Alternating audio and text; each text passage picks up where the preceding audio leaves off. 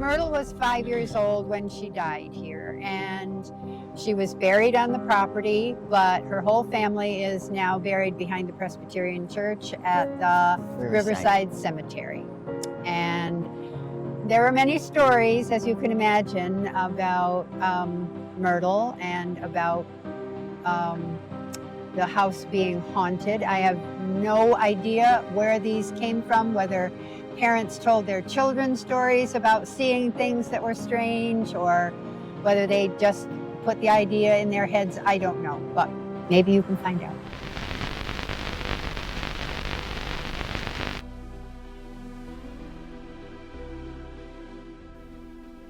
Oneonta's oldest surviving structure was built in 1807 by Lawrence Swartz, a Revolutionary War veteran from Schoharie County. For more than 2 centuries, this home has stood as a silent witness to generations that have come and went. Its walls absorbing their stories, their triumphs, and their tragedies. In all that time, it only changed families once. The Wilcox family were its final residents, remaining here until the last member passed away in 1970. 2 years later, the city of Oneonta purchased the property. And by 1999, the once dilapidated home had been fully restored to its former glory. But during the restoration, something strange began to happen. Workers and visitors reported eerie sights, shadowy figures appearing in the windows, faint footsteps in empty rooms, whispers that seemed to come from nowhere. No other paranormal team has been granted access to investigate this historic home. Until now. Join me, Jason Hawes, and my team as we step inside to uncover the secrets that still echo within these walls.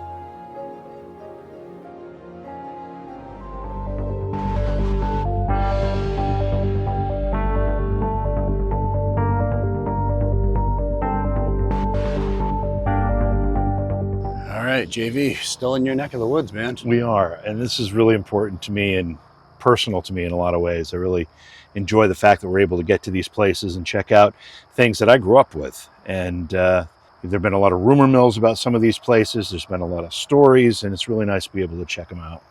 And we are at the oldest standing property in Oneonta. Yeah, it was the original homestead here. It was one of the original land grants from King George, I guess. It started at the river, which is just on the other side of the elementary school here, and it extended a mile to my back. That's how big this thing was. It was like many hundred acres.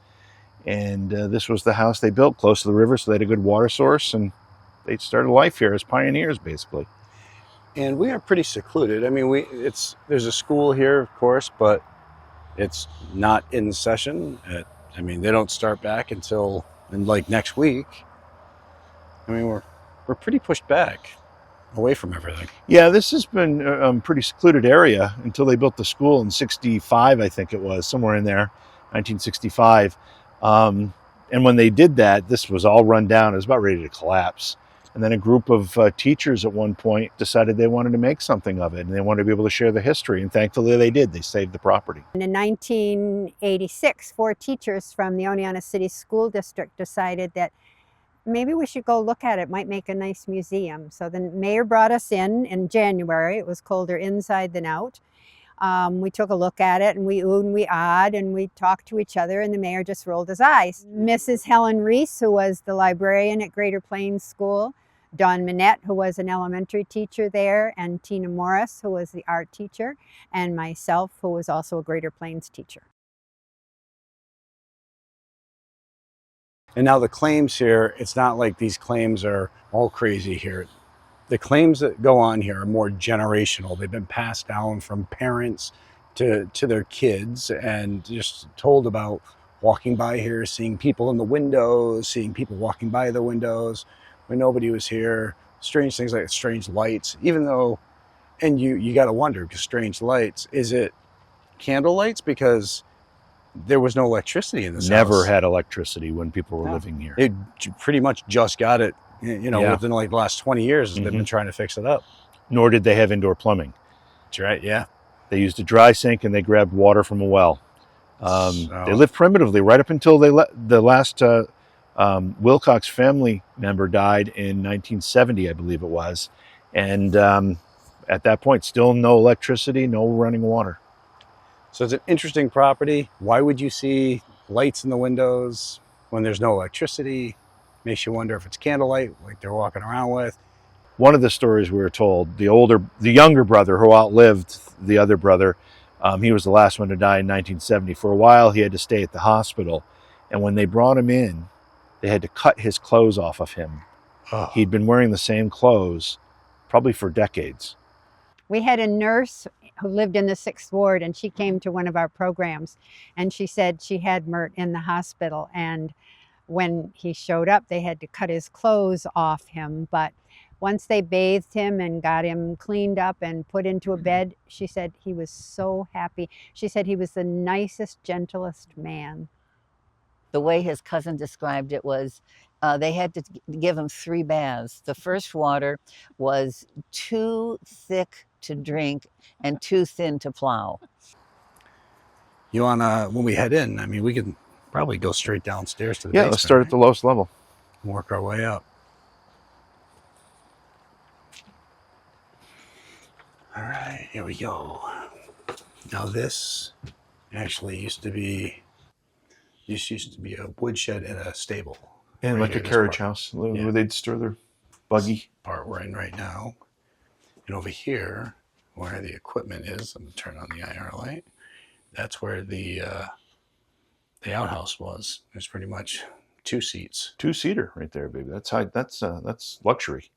That I don't know if I would ever want to be around like Somebody else, a friend or anything when they're using the can. I still think we get a lot of work done sitting there doing our business and conducting business at the same time. Jesus Christ, what is wrong with you? Oh my gosh. All right, so here's the main house.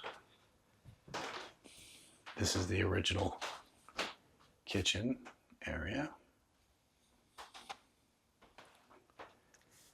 This is the dry sink, which is basically just a basin with a hole in it. They would put this bucket under there, and anytime they poured water in the sink, it would just drain into the bucket. Somebody's duty was to drain it, even though I don't think they did that often. Drain it, I mean. Yeah. Jeez. All right. All right, we're going to start on the lowest level. We'll head to the basement. And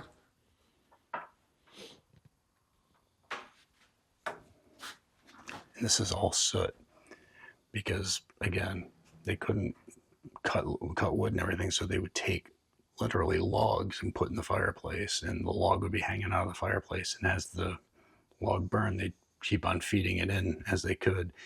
So there's soot throughout the whole house. I mean, right up to the attic. I mean, it's covered up there. Covered. So, all right. Do you have a flashlight? I do. I'm going to grab one quick. All right. I'll meet you down there.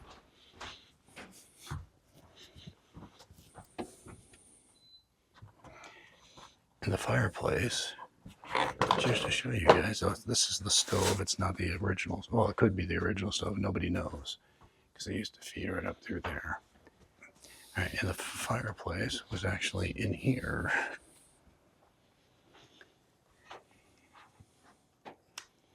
And they would just sit in here and feed the log in. Watch yourself. Yep.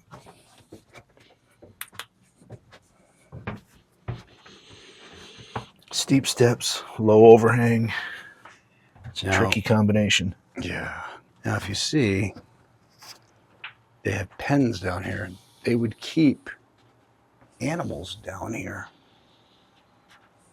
in the house, right under the house.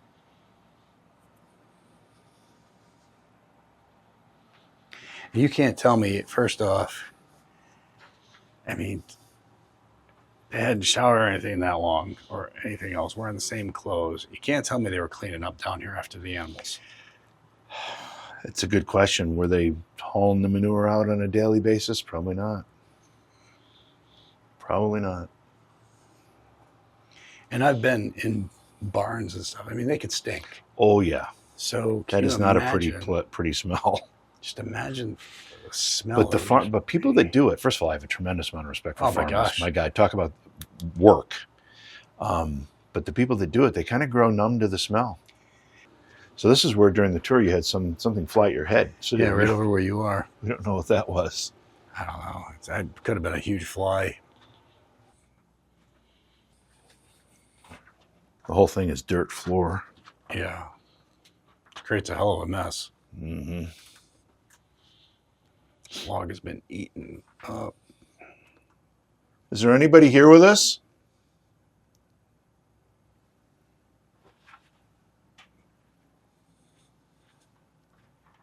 Can you tell us the story of these stalls down here in the basement of the house?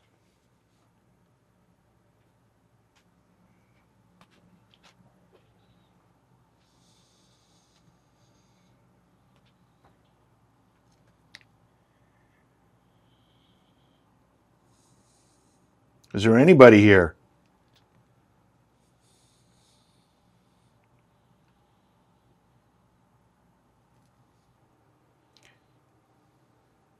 Mert, we were told that your mom's dying request was for you to never wed and to take care of your brother Fred.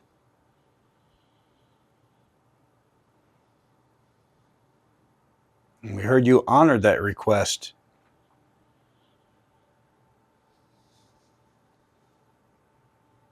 It must have taken a lot of strength.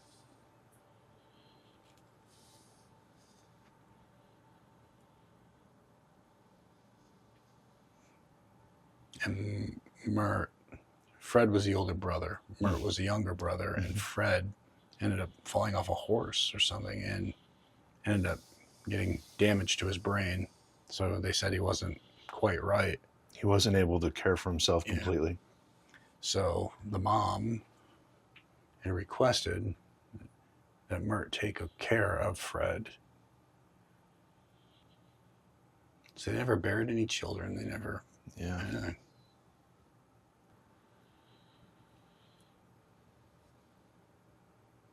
Is there anybody who would like to talk to us?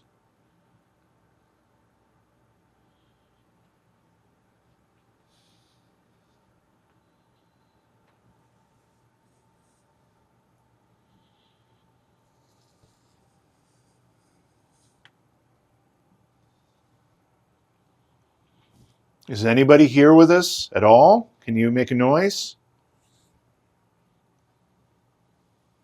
Jim, you used to do reenactments here. Well, when I was in school, they had the bicentennial, 1976, and they made all the elementary kids dress up in either British uniforms or colonial type uniforms. They made these wooden muskets, and we all marched to this area. This was the focal point of this whole thing, and we had a reenactment of a quote unquote battle. I don't know what battle it was supposed to be. But all the British guys lined up on one side and all the colonial guys lined up the other side, and they walked at each other. And it was a big battle reenactment of a bunch of little kids. I still have the musket that they made for that. Kept it. It's wild. It's pretty cool. I think a lot of communities did stuff like that for the bicentennial. Canandaigua do anything like that? I don't know. I mean, I was Five? Actually, probably 4. Yeah, it was 4, not even 5 yet. So. Yeah, that's right, because your birthday's late. Yeah.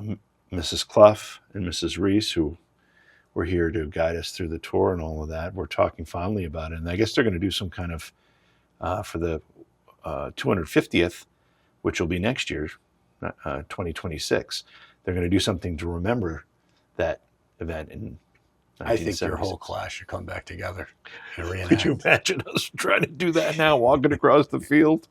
It's a reenactment. That'd be funny.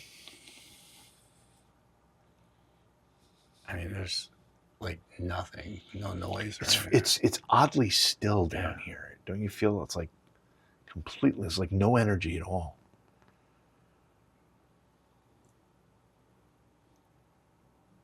Yeah, just like nothing. Just really quiet.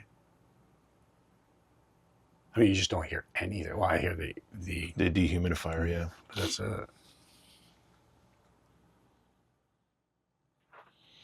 It's weird because I don't know. I guess a lot of the original components, I guess, of these stalls have been removed. The main walls still exist, but there's no gates, no fencing, none. So you can't really tell exactly what these were used for. You can't tell. You'd think there'd be an area for chickens. That's be a pretty common livestock to have. Well, we're gonna head up to the main floor.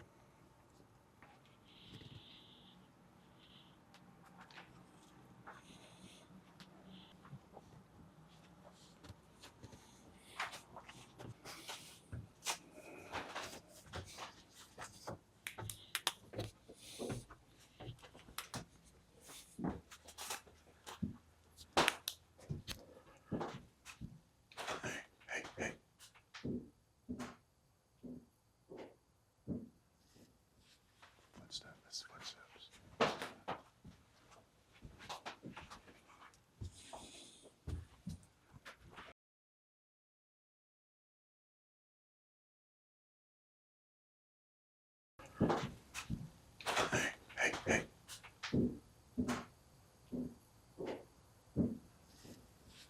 Footsteps. Hey. Footsteps.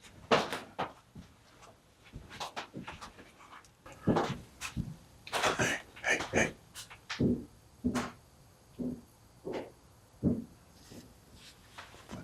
Footsteps.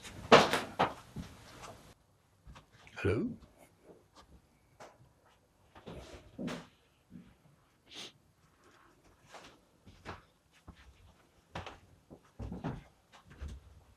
You heard? I did hear footsteps. It was obvious footsteps too. Did that sound like it was following us up the steps? Look.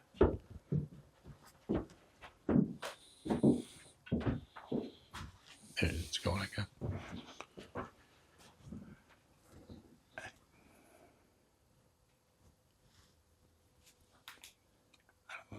Did it sound like it was following us up the steps from the basement? I don't know. It sounded like it was on this floor. No.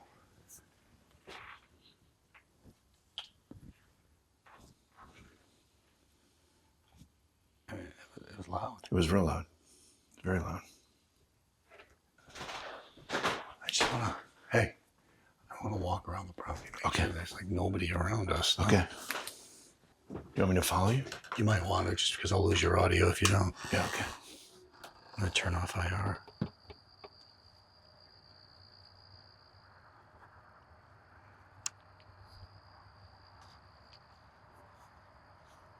I mean,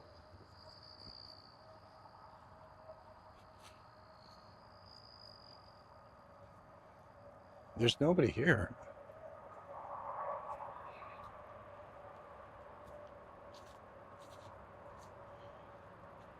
That noise came from in the house. I mean, us coming out here is just silly, but I mean, we gotta check for anything. I mean, there's nothing hitting the roof, so it's not coming from up there.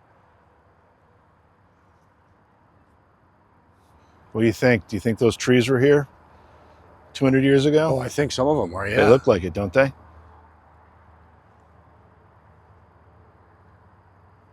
I don't know why. I don't know where it was coming from.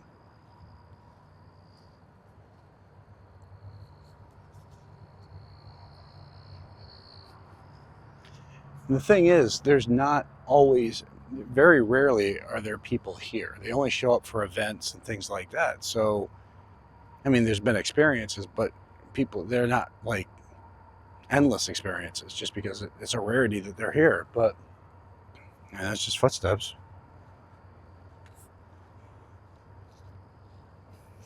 There's nothing touching the roof. No. I can see. I mean, that wouldn't, it's definitely wasn't the sound of a tree anyway. It'd be a stretch for that sound to sound like what we just heard.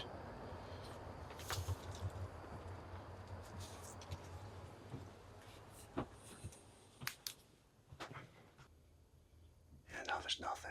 I don't hear anything.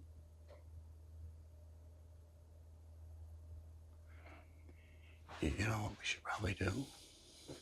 Do you want to do that sense shift experiment here on this floor where we're getting that sound? I mean, see if This would be a good just place one to of do it. us in here, totally isolated, camera set up. See if we're able to get that again. What do you think? Oh, I think this would be a good place to do it. I think that just given again with all the memorabilia and artifacts that are here, the energy associated with them, plus what we just heard, I think this is a good place to do it. All right. Why don't we get set up for that? And I'll go first. Okay. Let me go first. Yeah. All right.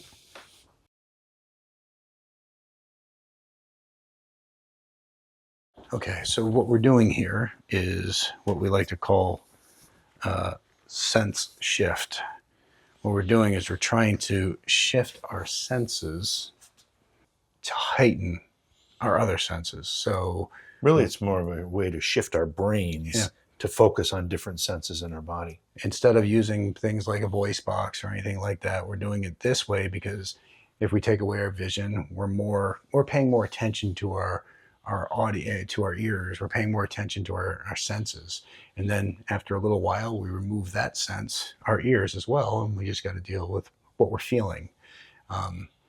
You're going to head outside? I'm going to grab my sandwich and go out Okay. and eat it and leave you alone for at least a half hour, whatever you want to do. Yep. Just let me know. I'm good to go. Okay, cool. All right. So it's always so weird when we do it. It's the second time we've done it, but I mean, it's creepy. All right. Can you just kill those lights on your way out? Thanks, bro.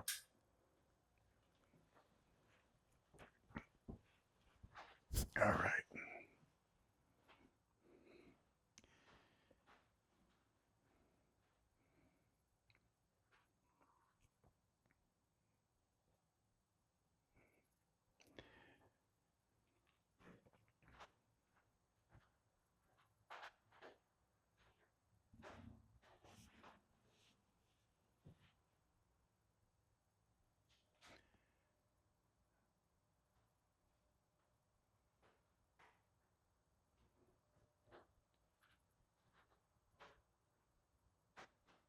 All right, JV leaving.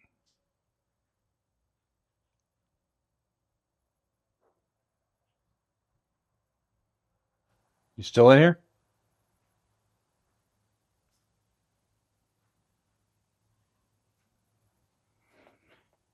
Hello?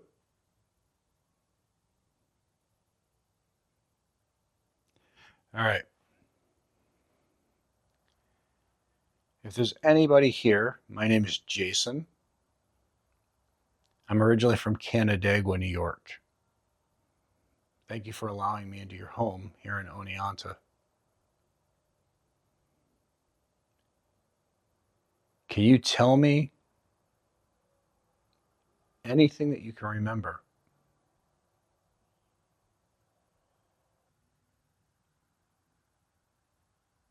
Is there a Mert or a Fred here?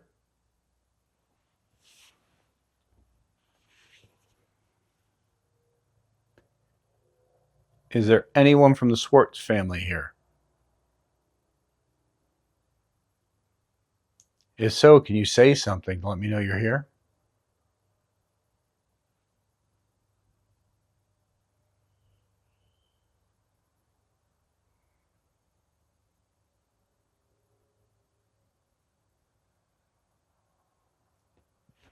Is there anyone from the Wilcox family here?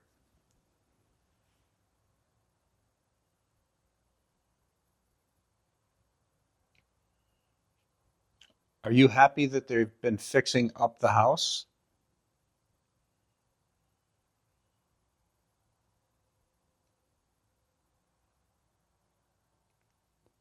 What do you remember?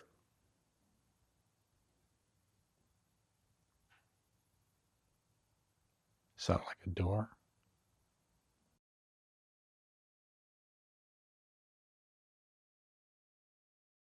What do you remember?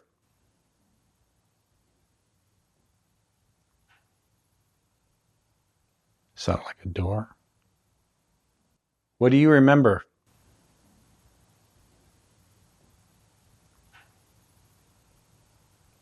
Sound like a door.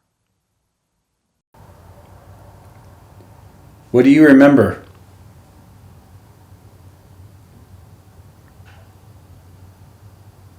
Sound like a door.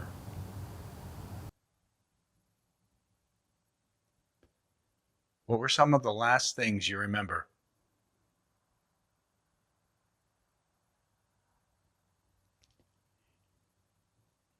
Do you know about the little girl who passed away on the property?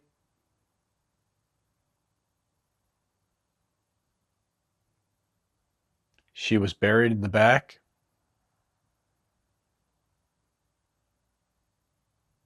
They've moved her grave.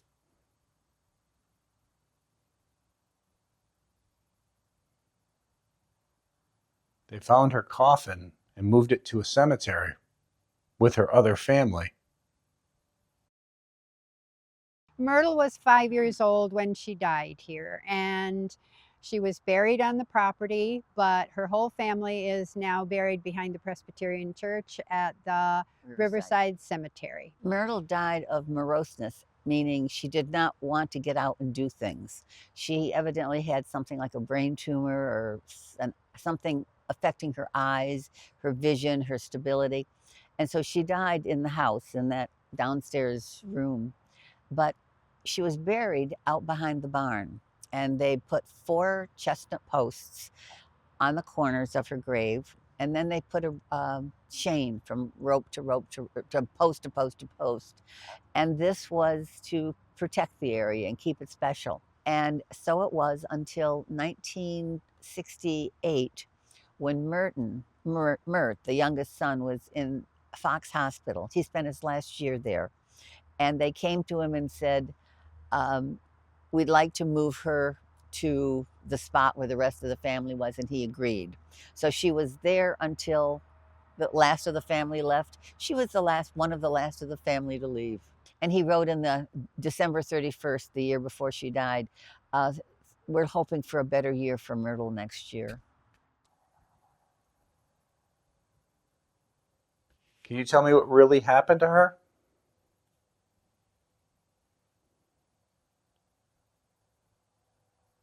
There were claims she died of sadness.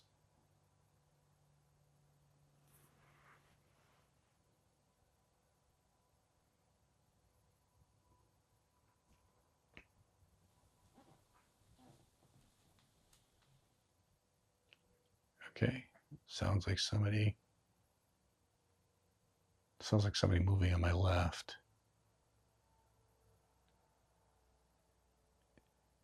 If there's somebody here, please feel free to come in.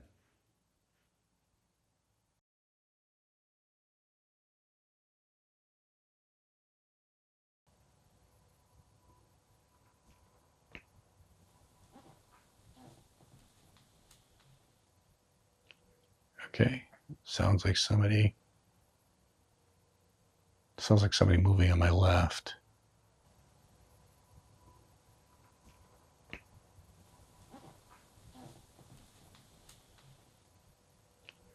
Okay.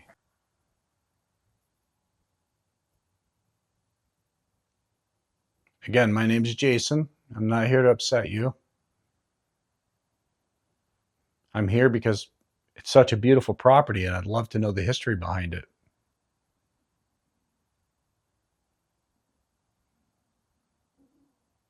Oh, there was just a voice. It's not a female though.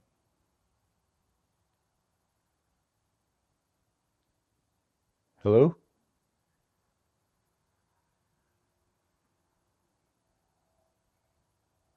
Did you just say something?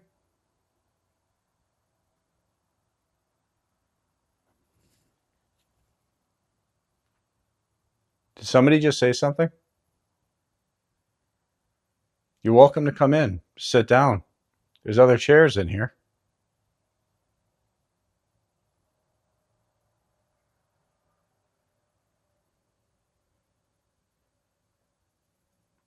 Are you able to see me?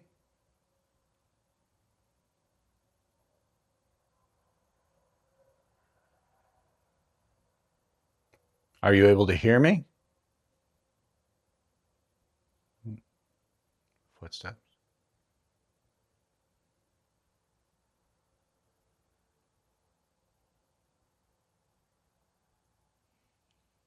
Oh, voice. Hello? Oh, movement. What the hell was that? Hello?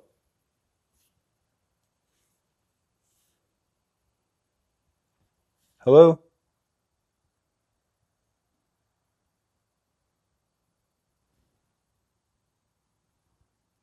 There. Jim?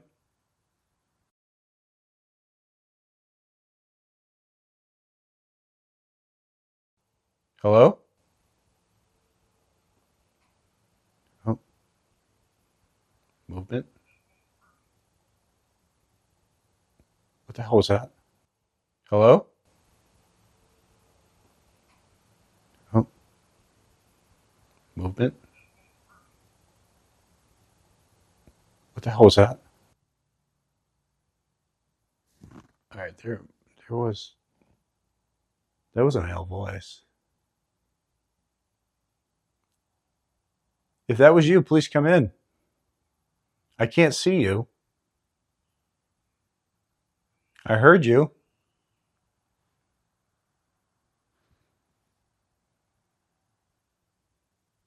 Can you say that again?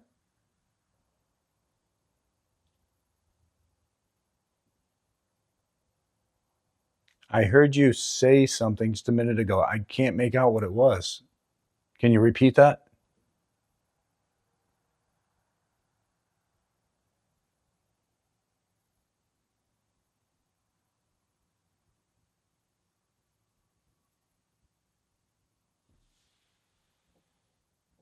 Oh, what the hell was that? It sounded like somebody just moved something.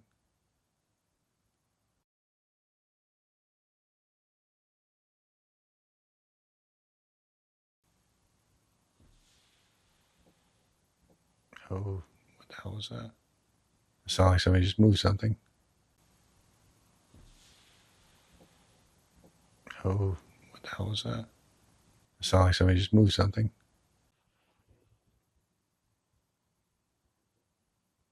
Somebody's moving something.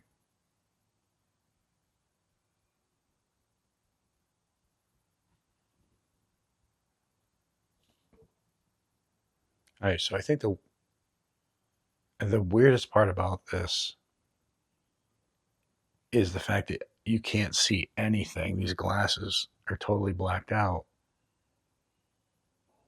What the hell?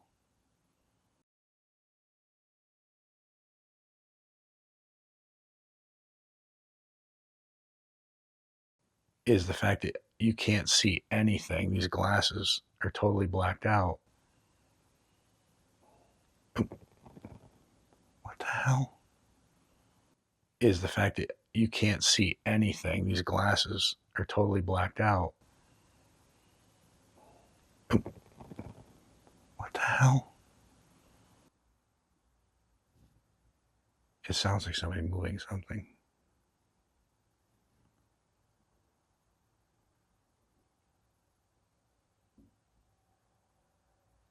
And footsteps.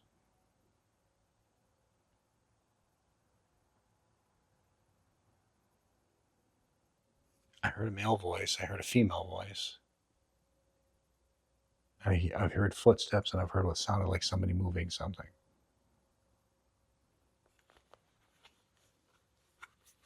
So let's. I hate this part. All right.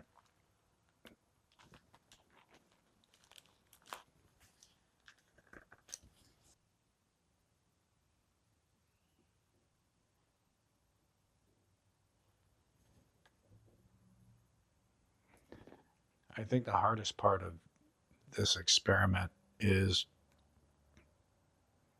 getting past the part of feeling so vulnerable. Because I can't see anything. I can't hear anything.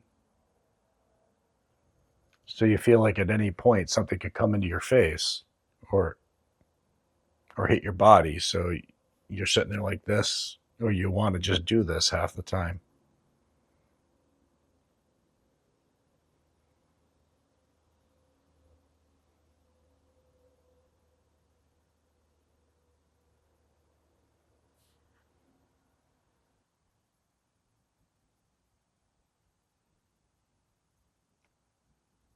Can you touch my hands, my arm,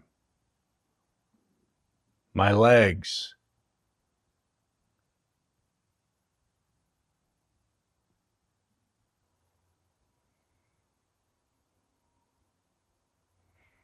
Are you happy that people have been trying to fix this house up?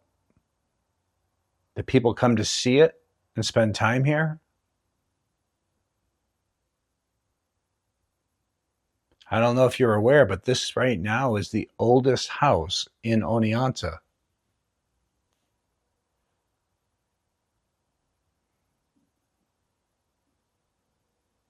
It stood the test of time.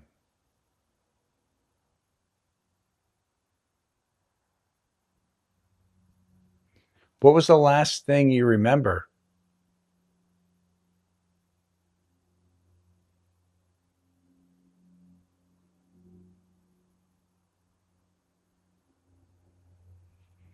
Can you touch any of my hands?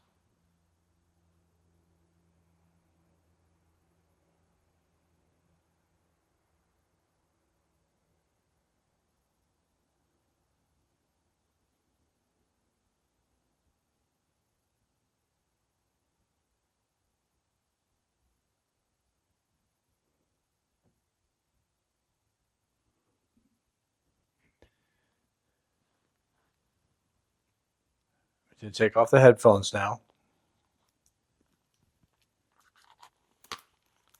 I'm going to take off the glasses.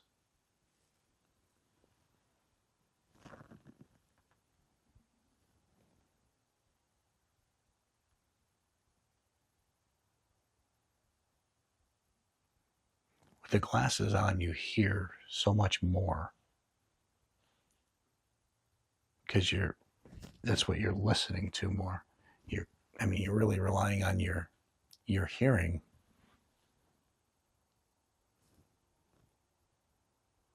And then with the headphones and the glasses on, you constantly feel like bugs or something are touching the hair on your arms,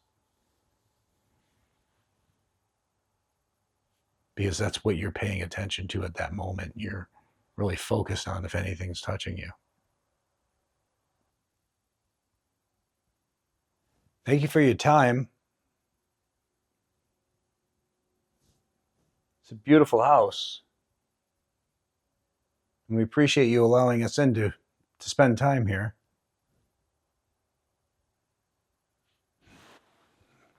Text Jim.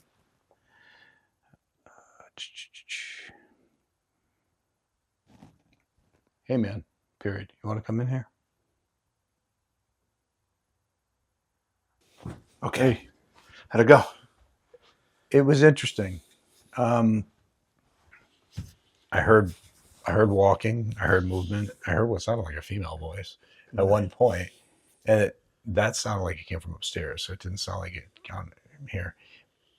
But there was 100% like a male voice, and then it sounded like another male voice, and it sounded like it came from that direction. And that's when I had the goggles on. Okay. And then when I put the earphones on, you just feel like bugs are touching your skin, like your hair in your arm, because you're trying to pay so close attention to it.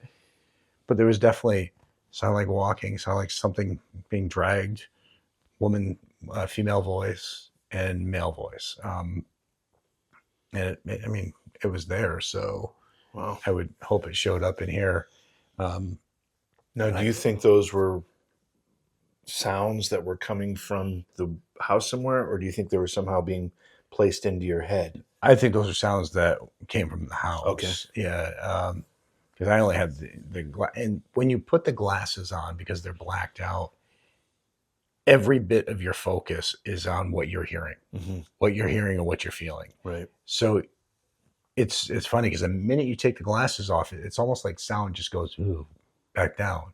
But the minute you put them on, give yourself It's like someone turns up a volume. Yeah, now. the minute you put them on and you give yourself a minute or two, it's like everything is amplified. It's just everything is there, which I like, because that's, we're relying more on those senses and trying to pay attention, and we're hearing things that a lot of times we wouldn't hear when we have our normal vision going. But I mean, there were definitely those sounds. We'll have to go back and review this. Okay. I wanted to put up a digital recorder. I totally forgot about it. But I mean, yeah, they were loud. They were Really? loud sounds. I think loud enough to. Where were you? Were you in the vehicle? I was eating my sandwich out at the picnic table, and then it started to rain, which it's still doing, and so I got in the car. So, but there were no sounds that you heard No. outside. Okay. Mm-mm. Oh, it was interesting. I mean, I don't know if you want to do the same thing here, or you want to do it somewhere else. No, I think I want to do it in the same spot. You want to do it in the same spot? Yeah. Okay. I think the only change I'm going to make is I'm going to bring my REM pod in and just set it up. Okay. Just to That's see fine. if that picks up anything I've got else. the goggles and the headphones. They're right here. Okay. How you feel? You feel But I have done a couple things differently here. So I do have the REM pod just to see if we get any fluctuations there that can be picked up by it. okay. I have a thermal camera to my left, exactly where you put the audio recorder. It's the Okay. same spot. All right. And that'll catch anything this way.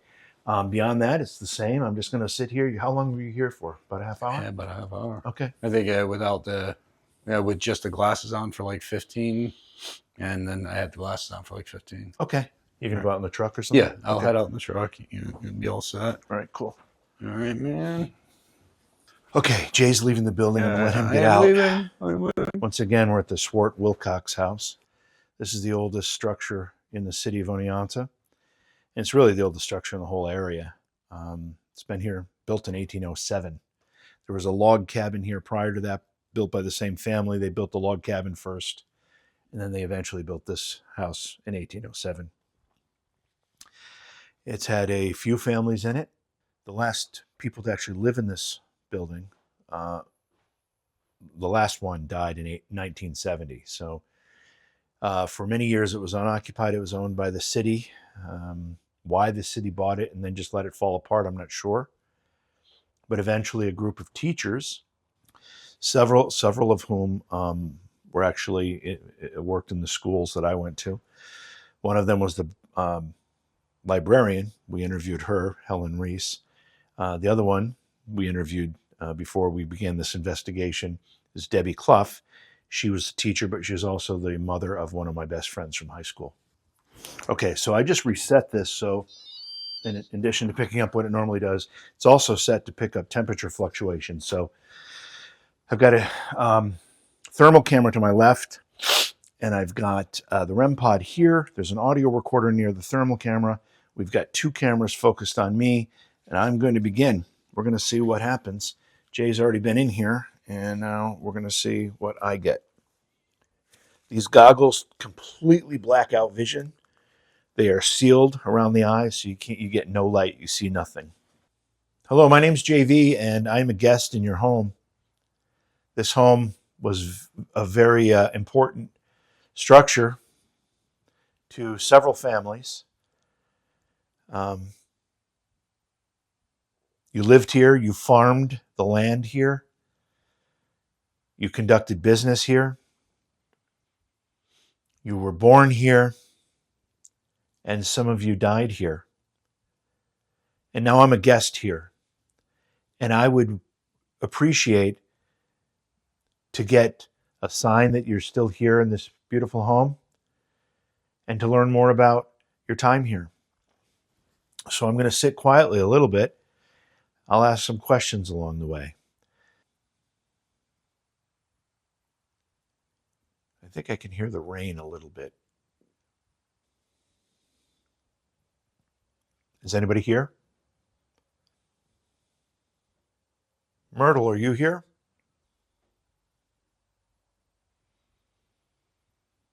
Sounded like a little bit of movement over there. Not sure. My name's JV. I was born and raised in Oneonta.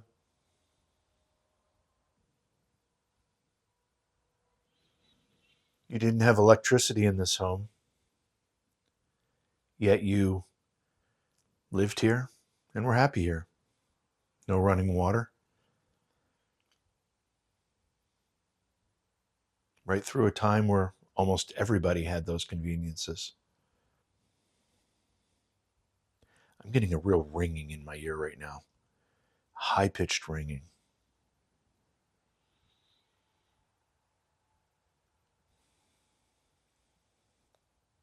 And it stopped. It was piercing for a moment.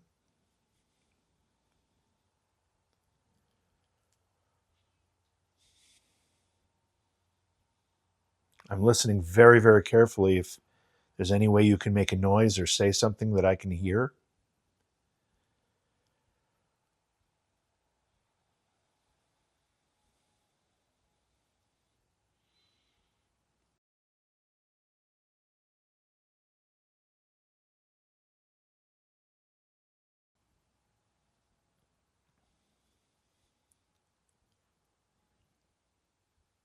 Can you talk to me?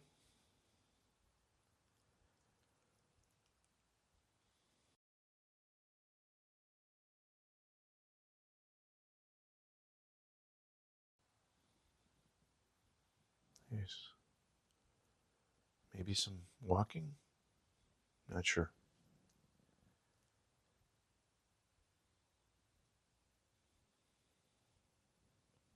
I can't see anything. It's pitch black.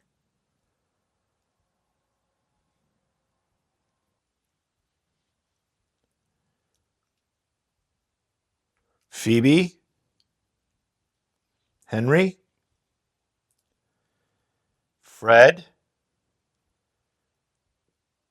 Merton? Are any of you here?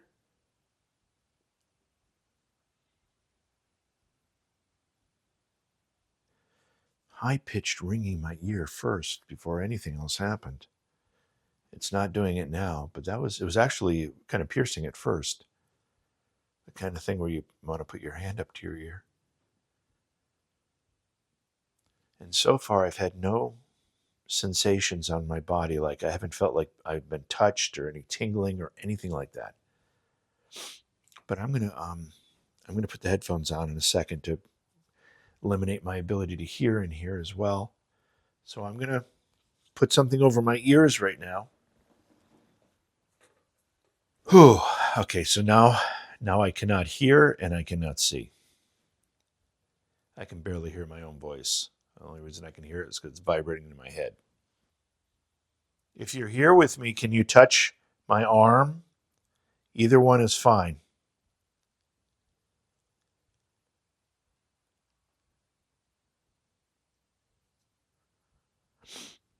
I feel something on my leg. Are you touching my leg instead of my arm?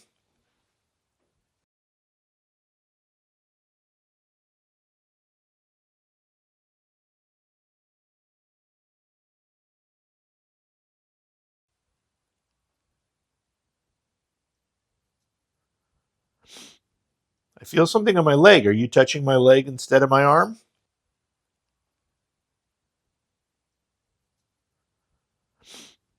I feel something on my leg. Are you touching my leg instead of my arm?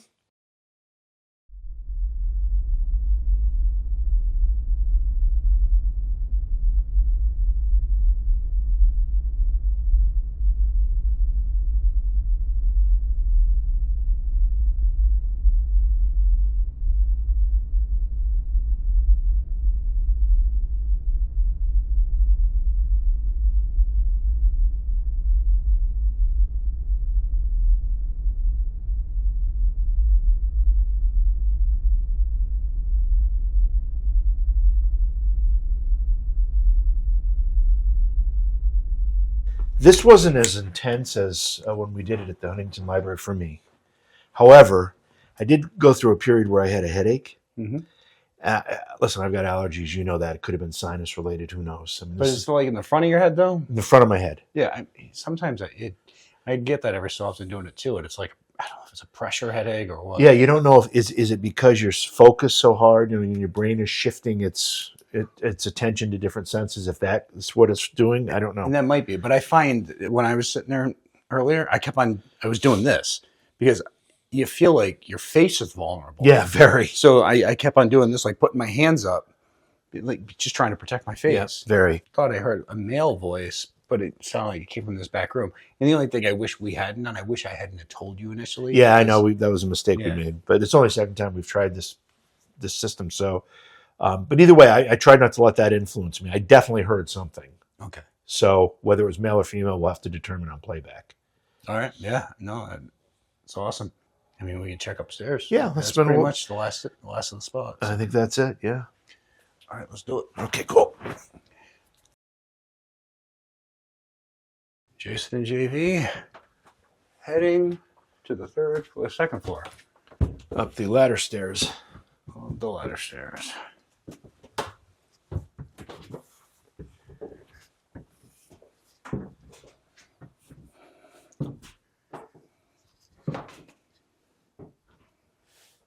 And it would have been an oven in the summer. Yeah. And an ice box in the winter. Yeah.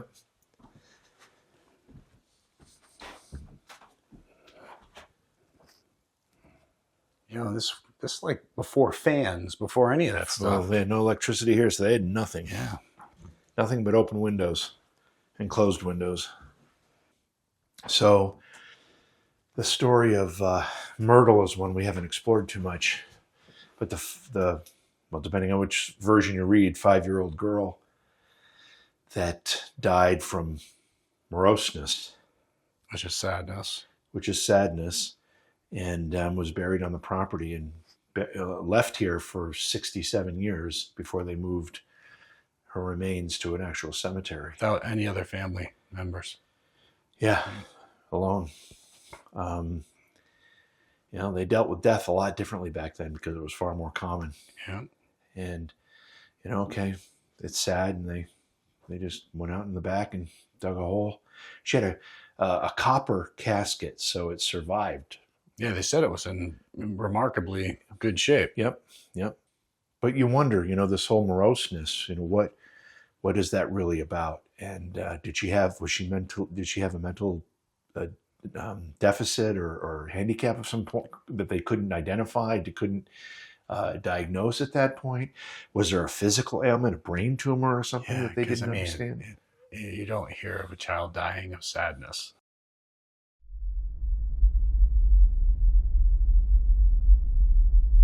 Wednesday the 31st. Was around home all day.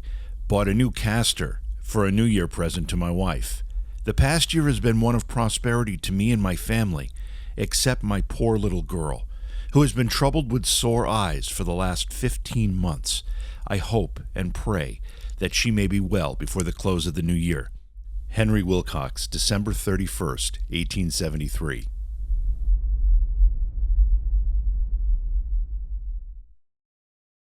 One of these rooms must have been her room. Yeah. I mean, it's heartbreaking. It is heartbreaking.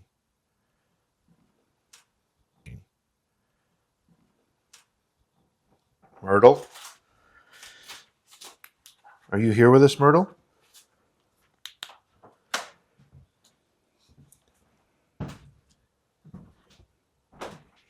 Can you talk to us?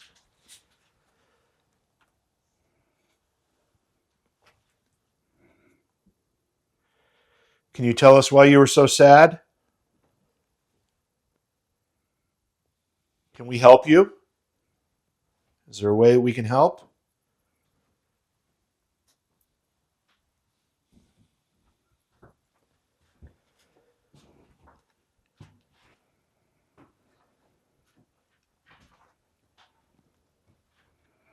We all go through points in our life where we're sad. You're not alone. Can you help us understand what you were going through?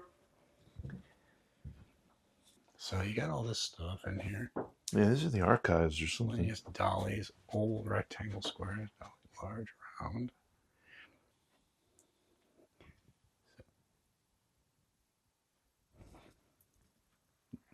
That was a cough, dude. Oh, That was a voice. Jim, that sounded like it said Fred. Hello? Is somebody here?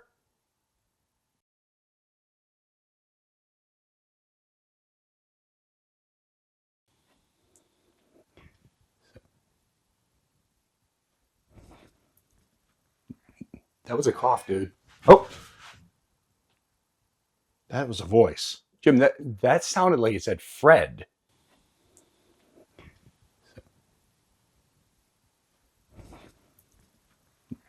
That was a cough, dude. Oh, That was a voice. Jim, that sounded like it said Fred. There was a boom, boom, boom, and then it sounded like a cough. Yeah. And then, I hate to say it, but it sounded like it said Fred. Well, it was definitely a voice. That second thing was definitely a voice. Hello? God, I'm getting covered in spider webs, and I don't know why. Was that up here? Or was it down the stairs? I don't know. It just caught me off guard completely. Hello? What's in there? It's just a crawl space. It's not like there's anybody around or outside. I mean, I'm looking. Mert, is that you? And that was in the house. You think you said Fred? It sounded like Fred said Dad. I don't know. It was something like that. I mean, let's see where we are right here. All right, you're recording, right? Yep. I'm gonna stop.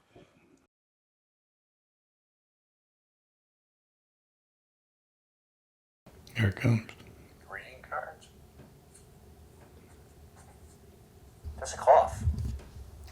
Listen. That was a cough, dude. Oh, we got the voice. Heard it. Good. That was a voice. Jim, that sounded like it said Fred. Hello? That was a voice. Jim, that We sounded caught it. like it said Fred. We caught it. Wow. Hello? Like What were we talking about at the time? We're talking about the stuff on the shelves. Yeah. Well, Postcards. we had been talking about Myrtle and the death. But you know the funny thing? It sounds similar to what I thought I heard when I was in the chair. Really? Yep. 100%. Wow. But it sounded like it was far away. It sounded like it came, I can't even say it came from up here because I'd say it sounded like it might have come from downstairs. Well, we did learn earlier that the sound travels through this house really easily, so it could have been downstairs easily. So I could wait it to the end of the night. Oh, Did you hear it again? oh, it's another voice. You didn't just hear that? I didn't know. I heard your steps were. Oh, I was like, all right. Okay, and that didn't come from up here. No, I was definitely not up here.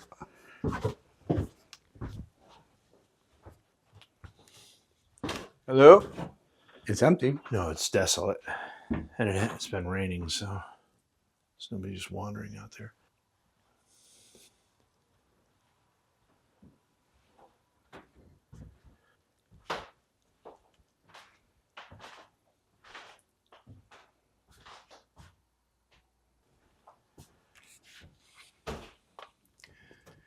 That's why you never know. I mean, something can happen when you least expect it. Like when you're looking at postcards in an attic. That was crazy. Wow.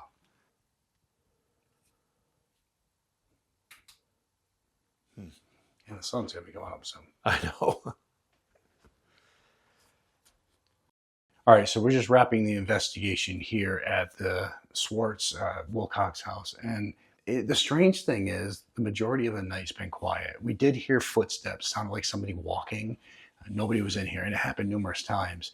We decided to do the sense shift experiment, which is we're depriving our senses and trying to heighten the awareness of other senses.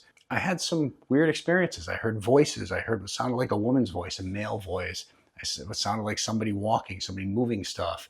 Um, I don't know. I don't know what to make of that. I need to analyze the evidence and really try to pinpoint what it was, if it was definitely sounds from in the house, if it was my mind playing tricks on me or whatever. JV ended up doing the sense shift experiment as well, but he was able to hear voices and movement as well. So it'll be interesting to try to put them together and just in comparison see what shows up. But we were just investigating the upstairs at the second floor. And while we were up there, we were in the back room where they have a lot of the archives. And while we were up there, we were talking, and all of a sudden there was a voice, somebody walking, and then the sound of somebody coughing or something, and then what possibly sounded like somebody yelling the name Fred or something that similar to Fred. But we both heard it and we caught it. So we're going to analyze that and see what turns up. The nice thing is we have a good connection here, so we might be able to get back in here for more time and just see what we're able to find. But it went from being kind of a quiet investigation to all of a sudden a whole lot of things happening, and you never really know. And another part is that a random storm came out of nowhere. Now, did that storm help fuel the activity? That's a possibility. And we're trying to put all the pieces of the puzzle together and figure it out. Anytime I get to do an investigation in my hometown, I get really excited about it, and this was no exception. This is the oldest home that exists, not just in Oneonta, but really from many miles around. And it went from being dilapidated and run down when the family members finally died off in 1970, and it became abandoned, to the point it is now, where 4 teachers decided to get together and restore this and create a living opportunity for people to come in and understand the history of the area. And we were able to investigate. We did a lot of different things tonight. We expanded on our sense shift experiment, where we deprived ourselves from sight and then hearing by using a blindfold, basically, and then canceling headphones on our ears. And Jason and I both had experiences. We talked about them a little bit, but we're going to watch the video and match them up a little bit more. There were voices. At one point, I had a little bit of a headache. I don't know if that was related or not, but it went away just as fast as it came. But either way, after we finished that experiment, a storm came into the area. We had some heavy rain. I'm sure there was some thunder and lightning in the distance. And Jason and I decided to investigate the second floor. We started talking about Myrtle, the little girl that died on the property of moroseness. And once we did that, we kind of got through a conversation about how we were really confused at how she actually died. We started hearing footsteps and then a voice and a cough. I mean, a lot of stuff started happening all at once. And then it stopped as quickly as it happened. So again, it's all about looking at our footage, reviewing the evidence, seeing what we had in real time as we were experiencing it. And then we can come to some conclusions at that point. And I think Jason's right. We're probably going to try to get back here and do some more.